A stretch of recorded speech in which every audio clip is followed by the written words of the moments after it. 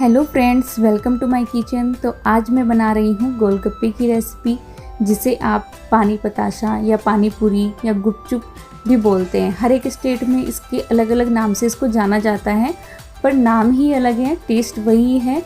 सब जगह इसको अलग नाम से ज़रूर पुकारते हैं, लेकिन सब जगह इसका टेस्ट वही आता है।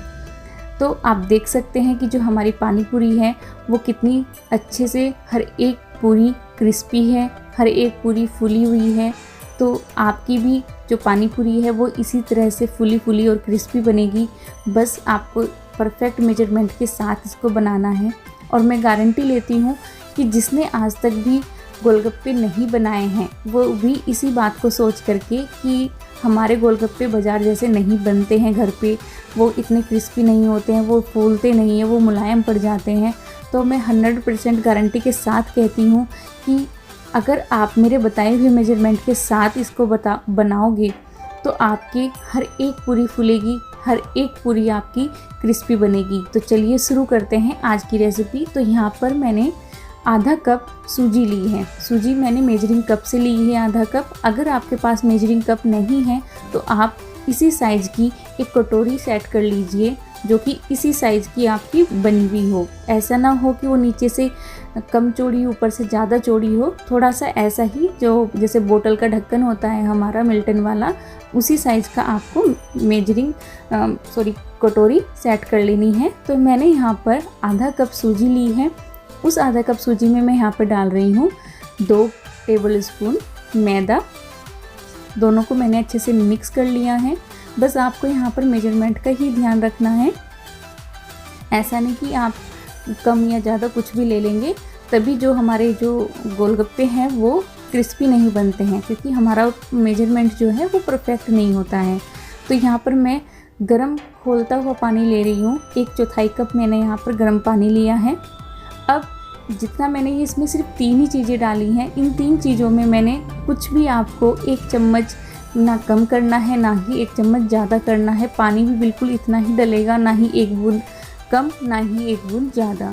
बस यही मेजरमेंट है। इसके अलावा मैं इसमें और कुछ भी मिक्स नहीं करूँगी, ना तेल, ना सोडा, ना नमक, कुछ भी नहीं ऐड करूँगी।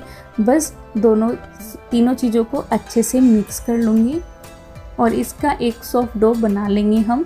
बस हाथों से इसको मुलायम सा हमें कर लेना है 2-3 मिनट के लिए। ऐसा नहीं कि आपको इसको पटकना है या ज़्यादा देर तक इसको मुलायम करना है, गूँथना है, कुछ भी नहीं करना। 2-3 मिनट जब तक कि जो ये आटे की फॉर्म में ना आ जाए सूजी, तब तक हमें इसको बनाना है आटे को, और एक सॉफ्ट आटा बनाकर इसका हम तैयार कर लेंगे।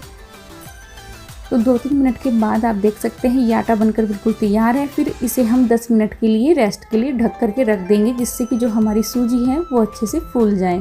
अब 10 मिनट बाद हमारा जो आटा है वो अच्छे से मुलायम हो चुका है।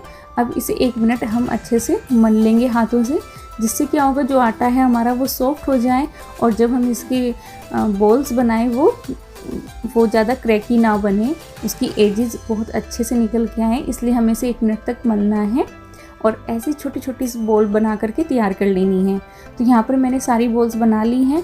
अब मैं इसमें थोड़ा सा मैदा स्प्रिंकल कर रही हूँ, जिससे कि एक दूसरे से चिपके नहीं। अब क्या करेंगे, एक एक बॉल्स को उठाएंगे, हल्का सा चपटा करेंगे और उसे ऐसे बेलन से पतला करके एक पूरी की साइज़ की हम बेल लेंगे। तो आपको मैं दिखाती हूँ कितनी मोटी और कितनी पतली आपको रखनी है। इस तरह की साइज़ की आपको रखनी है जो पूरी का, और इसी साइज़ की आपको इतनी ही मोटी हमें चाहिए।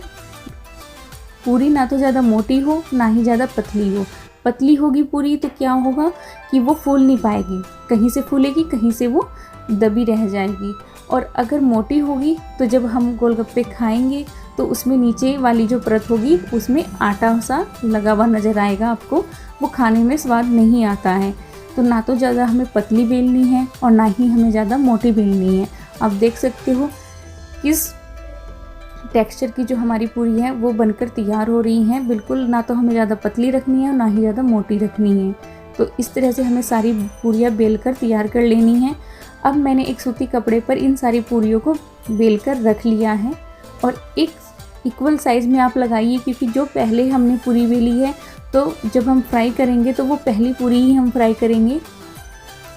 और इनको सबको एक साथ पहले मैंने बेल लिया है, फिर उसके बाद मैं इनको फ्राई करती हूँ। तो आप देख सकते हैं सारी पूरी मेरी बेल करके तैयार हो चुकी हैं और सारी एक इक्वल साइज़ की है ऑलमोस्ट। तो यहाँ पर मैंने कढ़ाई में तेल गरम कर लिया है। तेल बिल्कुल अच्छा खोलता हुआ गरम होना चाहिए। अब मैं यहाँ पर पहली पूरी डाल कर देख रही हूँ, तो देखिए तेल बिल्कुल अच्छे से गर्म हो गया है, पूरी डालते ही हमारी फूल गई है। तो इसी तरह से आपकी भी फुली जो पूरियाँ हैं बनकर तैयार होंगी। तो यहाँ पर देखिए आप किस तरह से जो हर एक पूरी फूलेगी।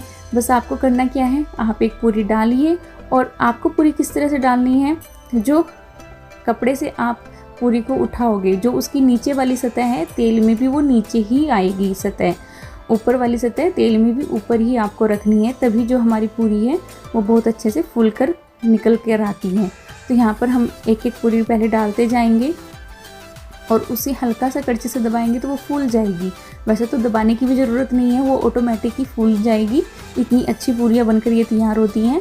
और फिर तेल कड़छी से क्या करेंगे, तेल को इसके ऊपर डालेंगे और इनको आधा सेकंड भी नहीं लगता है फूलने के लिए, मतलब बनने के लिए 1 मिनट से कम टाइम में आपकी ये जो पूरी है 2 पूरी एक बारी में बनकर तैयार हो जाती है। ज़्यादा टाइम नहीं लगता है इनको फ्राई करने में।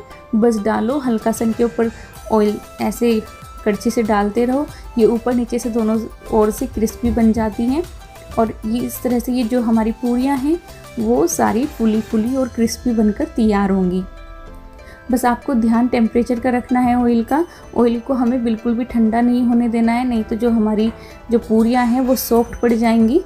हमें तेल का टेम्परेचर जो है वो बिल्कुल हाई करके रखना है, तभी जो हमारी जो पूरियाँ हैं डालती सार क्रिस्पी और क्रंची बनती हैं और फूली भी बनती हैं। तो इसी तरह से मैं अपनी सारी पूरियाँ बना करके तैयार कर लूँगी तेल में। तो यहाँ पर मैं अपनी सारी पूरियाँ इसी तरह से डालूँगी। आप पहले एक एक पूरी डाल लीजिए, जब आपका हाथ सेट हो जाए तब आप 2 या 3 भी डाल सकते हैं, लेकिन आप ज़्यादा मत डालिए, आप 2-2 पूरी करके डालिए तो अच्छे से आप इनको फ्राई भी कर पाओगे। नहीं तो क्या होंगी, टेम्परेचर ज़्यादा होने की वजह से ऑयल की आपकी पूरियाँ जल भी सकती हैं। तो आप 2-2 पूरी भी अगर डालोगे तब भी आपकी जो पूरियाँ हैं वो अच्छे से सिक जाएंगी और ज़्यादा टाइम भी नहीं लगेगा। तो आप देख सकते हैं मैंने अपनी सारी पूरी फ्राई कर ली है और अच्छे से ये क्रिस्पी भी हो चुकी हैं। तो यहाँ पर देखिए कितनी अच्छी पूरियाँ हमारी बनकर तैयार हो चुकी हैं। तो आप भी इसी परफेक्ट मेजरमेंट के साथ अपनी पूरियाँ बनाइए। बस आपको मेजरमेंट का ध्यान रखना है और कुछ भी नहीं करना है। बस आटा गूँथो और थोड़ी देर उसे रेस्ट के लिए रखो, पतली पूरियाँ बनाओ और उनको ज़्यादा देर छोड़ने की भी ज़रूरत नहीं है। सारी पूरियाँ जब आप बेल लो तो उनको फ्राई कर लो और फ्राई करते वक्त बस आपको नीचे वाली सतह नीचे रखनी है तेल में, ऊपर वाली सतह ऊपर रखनी है और आपकी हर एक पूरी जो है कि क्रिस्पी बनकर तैयार होगी। तो आप देख ही सकते हैं। तो अगर आपको मेरी वीडियो अच्छी लगी हो तो प्लीज़ वीडियो के नीचे लाइक का बटन ज़रूर दबाएं और चैनल को सब्सक्राइब करके ज़रूर जाइएगा। Thank you so much.